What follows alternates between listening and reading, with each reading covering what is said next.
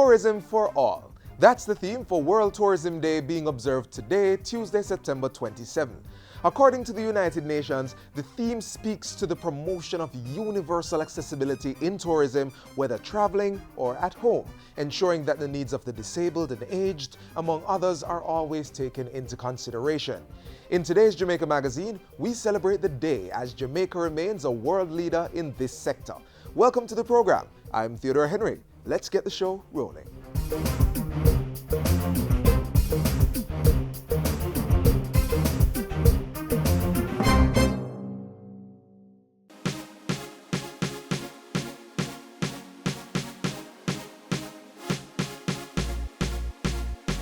The JIS Heritage Competition is back. Enter your essay, poster, or photo and win big prizes. If you're aged 9 to 12 years, enter the essay competition and tell us who is your favorite Jamaican sportsman or sportswoman and why.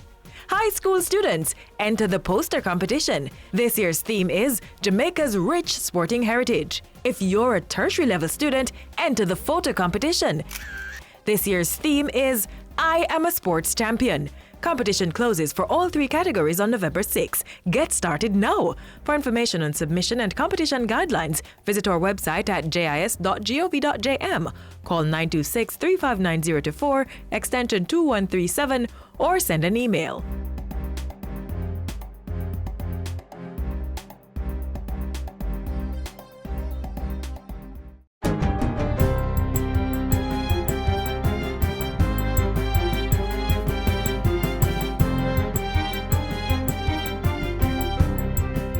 Good day, I'm Tamara McHale and this is your GIS News for Tuesday, September 27. Prime Minister Andrew Holness says his administration will be tackling the high levels of crime by improving the island's economic climate. Pointing to lottery scamming, drugs, human trafficking, robbery and theft, Mr. Holness noted that most of the island's crime is driven by economic motives. So we have not divorced crime from economic growth. Indeed, one of the reasons why we're not growing is precisely because of the levels of crime. And one of the reasons why we have the levels of crime is because we're not growing. The two things are linked and we have to tackle them together. So one has to be careful, however, that in tackling crime, you don't shut down the entire economy. Right? So you need to keep the economy going. You need to be pulling people out of crime and into jobs. Prime Minister Holness was responding to questions posed by journalists following Sunday's tour of crime-affected areas in Montego Bay, St. James. Dismissing calls for a limited state of emergency, Mr. Holness said he's confident that the security forces have the capacity to effectively address the issue. The security forces have increased their presence and resources in the second city to deal with escalating violence in the parish. Plans are also in train to have a permanent Coast Guard post and army base in Montego Bay. An interministerial task force is to be established to develop safeguards to protect youngsters participating in sporting activities. The task force will be led by the Ministry of Sport in partnership with the Education and Health Ministries. Education, Youth and Information Minister Senator Ruel Reid disclosed the details during Friday's sitting of the Senate. He said the task force was being set up against the background of the untimely death of St. George's College student athlete Dominic James, who collapsed during a football match last week. This will include, among other things, the introduction of crucial protocols and guidelines, training and capacity building, also fundamental regulation, and the enforcement and mobilization of resources. The focus in the immediate term is what we can do through intergovernmental collaboration. Sport Minister Olivia Grange is expected to outline details of this and other interventions in a presentation to Parliament this Wednesday, September 28. A new Cessna aircraft has been given to the Jamaica Combined Cadet Force JCCF. The donation made by the British government will serve the aviation training needs of JCCF cadets in high schools across the island. At the handover ceremony recently, National Security Minister Robert Montague said the JCCF offers an avenue to instill discipline and leadership in high school students. Plans are far advanced to double the number of youngsters in the cadet and a widening of the scope of offerings. There are plans to build a permanent campsite so that the youngsters will have a permanent home for training. And I am volunteering some lands in Western St. Mary. I don't find it yet, but I'm volunteering it. 35 new buses have been added to the Jamaica Urban Transit Corporation JUTC's fleet. The 39-seater buses were purchased from Chinese-based company Golden Dragon and designed specifically for the Jamaican road. These Chinese-made Golden Dragon buses have come into the picture to help to improve the run-out numbers and add variety in terms of bus sizes and to critically service the very challenging Hill, Upper St. Andrew areas. The current review of the 2002 Access to Information Act and Regulation is far advanced. Minister without portfolio Derek Smith says a draft cabinet submission has been completed and is now awaiting feedback from the relevant stakeholders. Open access to information is a central pillar of democracy and freedom. It is a human right. Right to Know Week is therefore an occasion for us to raise awareness about the fundamental right of people to have access to government information. Minister Smith shared the details while reading a message on behalf of Prime Minister Andrew Holness at a church ceremony to launch Right to Know Week at the Mona Baptist Church on Sunday.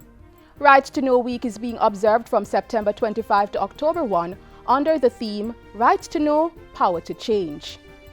And finally, the Tourism Enhancement Fund has committed $1 billion to provide well-needed loans to small and medium-sized tourism enterprises.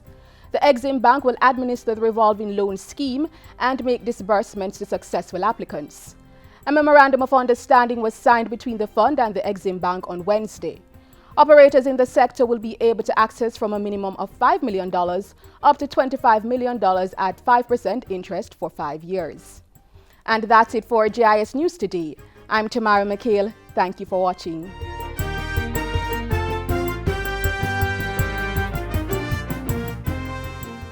Applications are still open for the Ministry of Science, Energy and Technology National Innovation Awards 2016. Closing date for submission is September 30. Mail or deliver your applications to Mrs. Andrea Carr, Coordinator Innovation Awards Secretariat at the Executive Director's Office of the Scientific Research Council, P.O. Box 350, Hope Gardens, Kingston 6. All entrants should consult the Jamaica Intellectual Property Office JIPO before submitting applications, which should bear the JIPO seal. For further information, visit src.gov.jm or call 927-177-124. Prime Minister Andrew Holness had another busy week last week as he and other officials represented Jamaica at the 71st United Nations General Assembly in New York. This and more in this week's Jamaica House Weekly.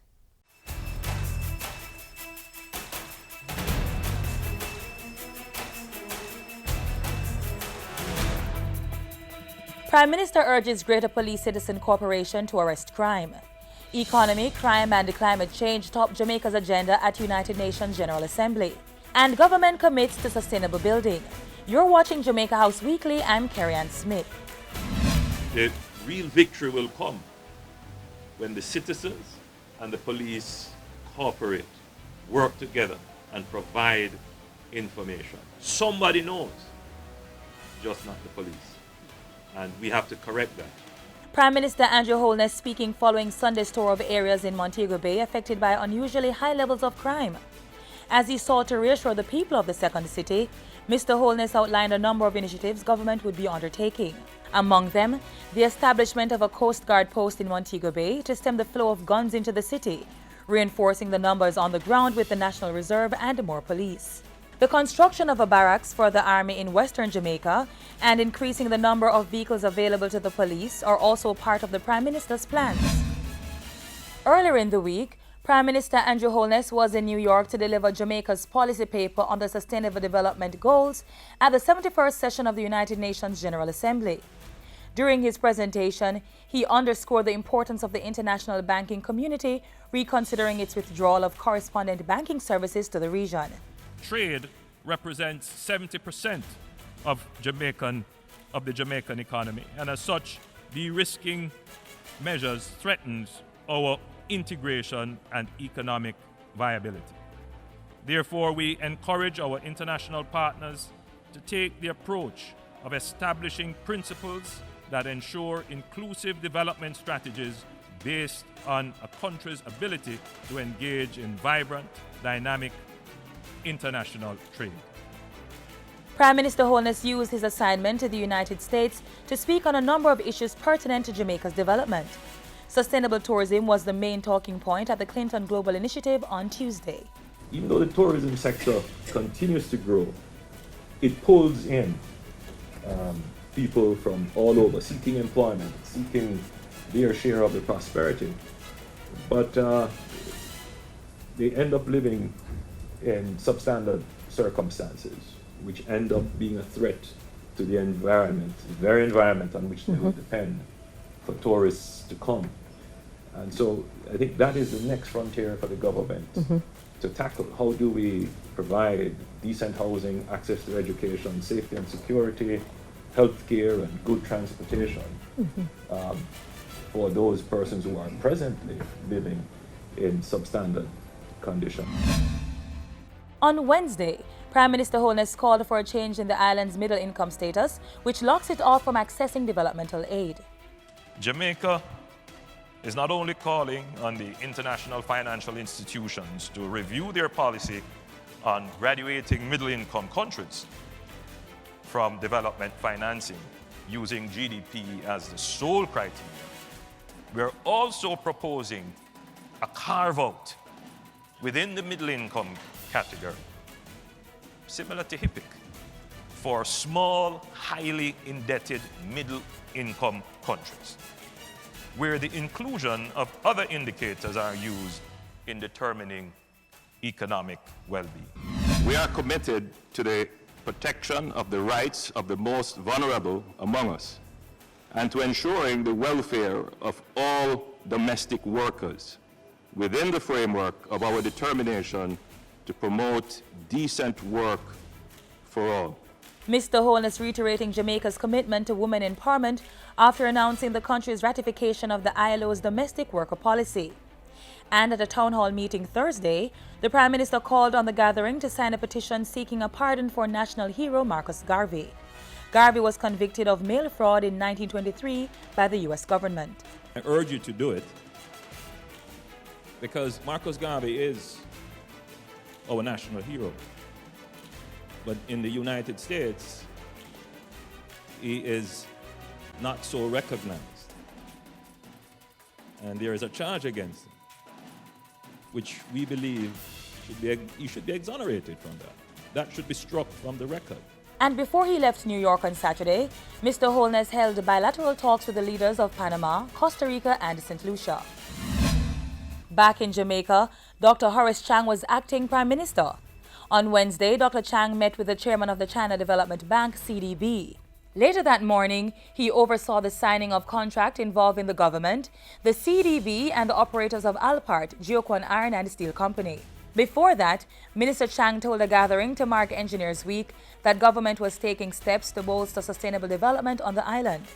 The draft National Housing Policy and Implementation Plan will seek to ensure that housing developments are in harmony with the natural environment. We'll seek to mitigate the development of settlements in areas prone to natural hazards, and in some cases remove them where they exist already.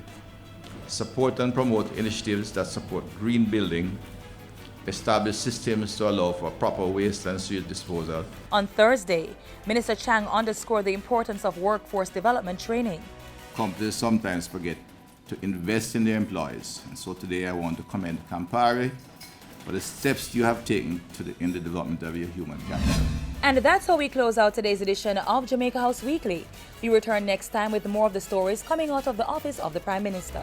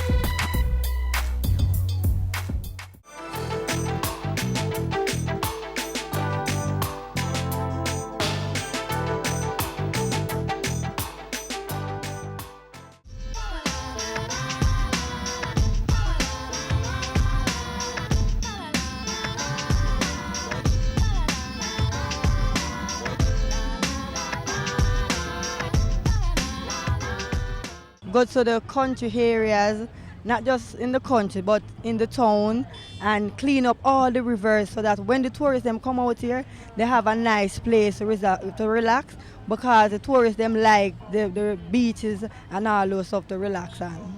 We'd like to improve tourism by getting more younger persons on board and trained, of course, and try to go overseas, like ecotourism and all of that for the country parts. I'd improve on accommodation and all the sightseeing and tours around, because more and more working class people are coming on holidays for tourism. And the cheaper you can make all the attractions, the better for them. The more people you will attract.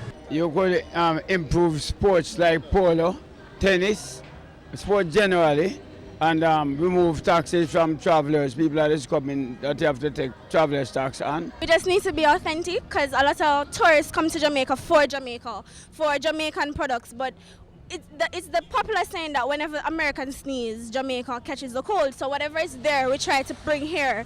But I don't think that's what they want. They just want Jamaican. So if we were to give a more original or more dynamic Jamaican offer, then we'll have more tourists here.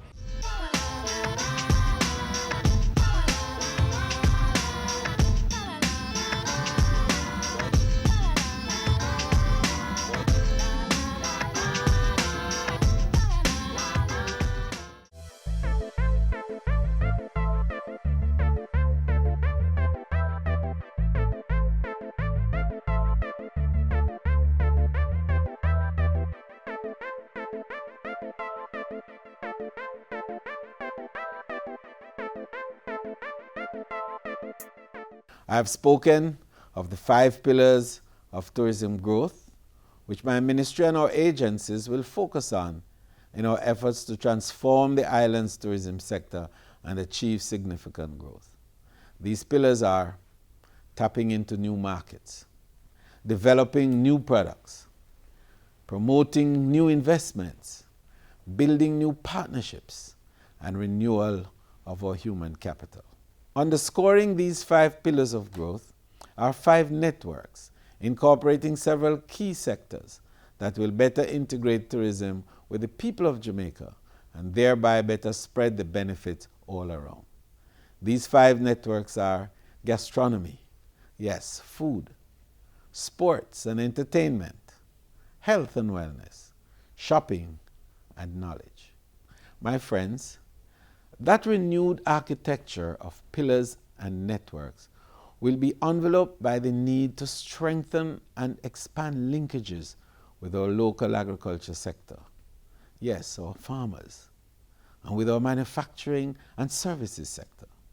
Importantly, we must aggressively push multi-destination tourism as a response to the new global tourism realities, including the gradual rise of Cuba. My friends, in recognition of the need to incorporate as many Jamaicans in tourism and ensure they enjoy its benefit, our soon-to-be-launched Spruce Up Jamaica program will aid greatly in that effort. Tourism for all, promoting universal accessibility, is our mantra. We are firmly on track, and I call on you to partner with us in our quest to transform the lives of so many of our fellow citizens through a rejuvenated and inclusive tourism sector.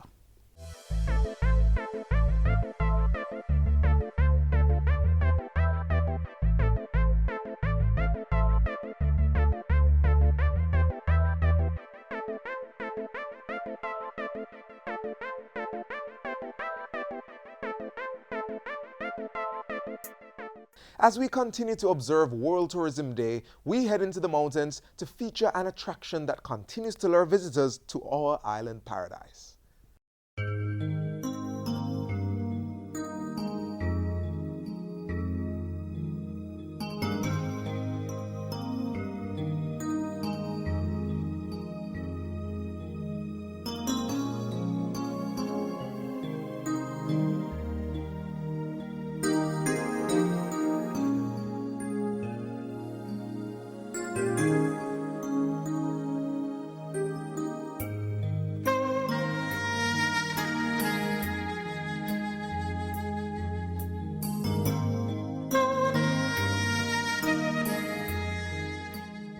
beautiful, beautiful, beautiful island we have. Its culture and nature magically intertwined, one of the reasons that make this World Heritage Site special. Come with us to the Blue and John Crow Mountains.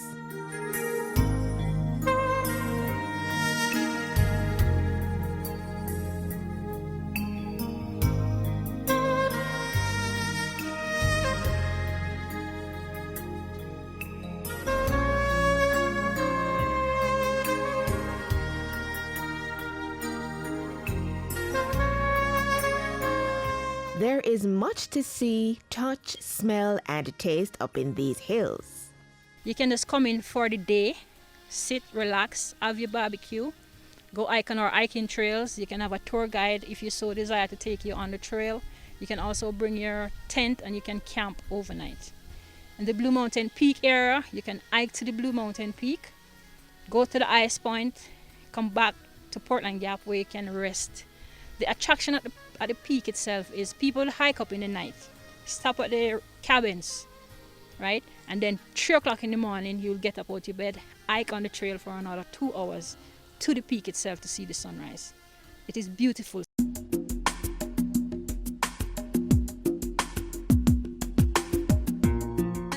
This is where peace is. Talk about getting away from the hustle and bustle of life. This is the place to be. Its cool nature, yes, often cold, particularly in the latter part of the year. But you'll be easily warmed by the best tasting coffee and dance the day away with captivating traditional entertainment. Yes, the Blue and John Crow Mountains has it all. You leave amazed, not believing it all exists in one place, some 4,000 feet above sea level.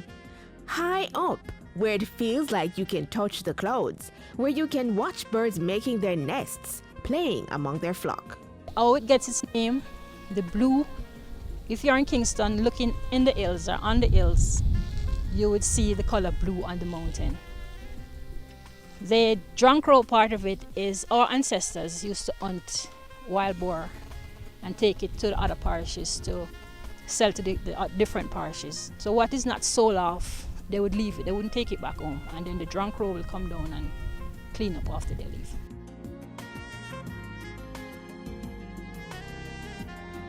Don't be fooled though, this site is huge, impossible to fully discover in a day, maybe not even in a week. It spans 4 parishes, St. Andrew, Portland, St. Mary, and St. Thomas. Just over 26,000 hectares, and is the preservation zone of the Blue and John Crow Mountains National Park, which itself is just over 48,000 hectares. The Blue and John Crow Mountains is one of 32 World Heritage Sites listed for both cultural and natural heritage. There are over 1,357 flowering plants, with over 25% being endemic. All Jamaica's 30 endemic birds can be found in the area. Dozens of herbal plants to cure almost every ailment. This is called the headache bush. You can use it as a painkiller. So if you have an headache or a stomach ache, you could boil it. Like a tea, have a 2 or 3 leaves to a cup of water. You remember they used to send telegrams, right? In the early days, this is what they used to use, like the ancestors, the Maroons. They would write on this and send it. If you carve on it, it will stay with that green or dry. And the information, you could use this and send the information like a letter. And it provides that precious commodity. The Blue and John Crow Mountain provide 45% of Jamaican drinking water. There are 25 watersheds in the entire Jamaica, and 10 of those watersheds can be found in the Blue and John Crow Mountain National Park.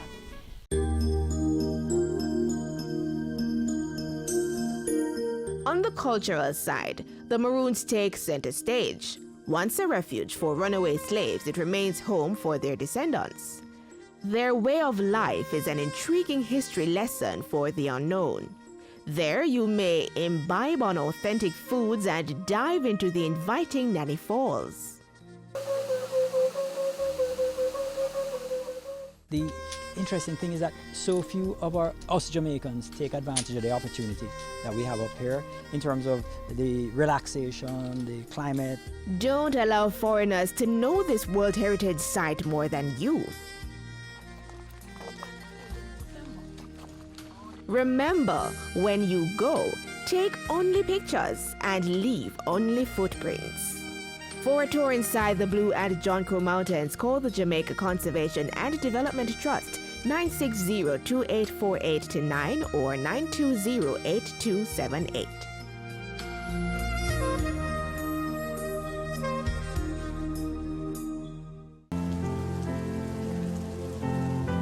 You can lower your salt intake by checking the labels when buying processed and packaged foods. Compare products and choose the options lower in salt. A low salt option should have less than 120 milligrams of sodium per 100 grams of food. Reduce the salt and increase your consumption of fresh unprocessed foods. When cooking and at the table, use herbs, spices, and other seasonings to give you great flavor and taste. A public service message from the Jamaica Information Service and the Ministry of Health. PBCJ Symposium 2016. Public Broadcasting, Agenda for the Future. Come and join PBC Jamaica as it hosts its first symposium at the Jamaica Conference Center, October 18 to 20, 2016. Grab your chance to interact with internationally acclaimed and local media practitioners, students, communication consultants, policymakers, and regulators. Let your voice be heard in discussions about the role of public broadcasting in education and social issues. Learn about innovative digital technology and public broadcasting systems from the major players in the field, based locally and abroad.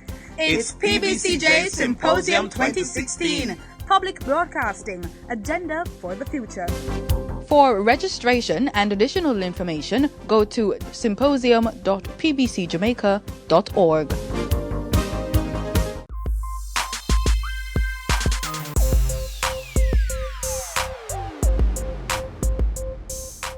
That's a wrap on today's show. Let's keep Jamaica clean, not only for our tourists, but also for us islanders. After all, this is our home. We encourage you to keep in the know through our website, jis.gov.jm, and continue to connect with us on our social media pages, Facebook, Instagram, and Twitter. You may also download our JIS News app. On behalf of the JIS production team, I'm Theodore Henry. Thanks for watching and tune in again tomorrow for another edition of Jamaica Magazine.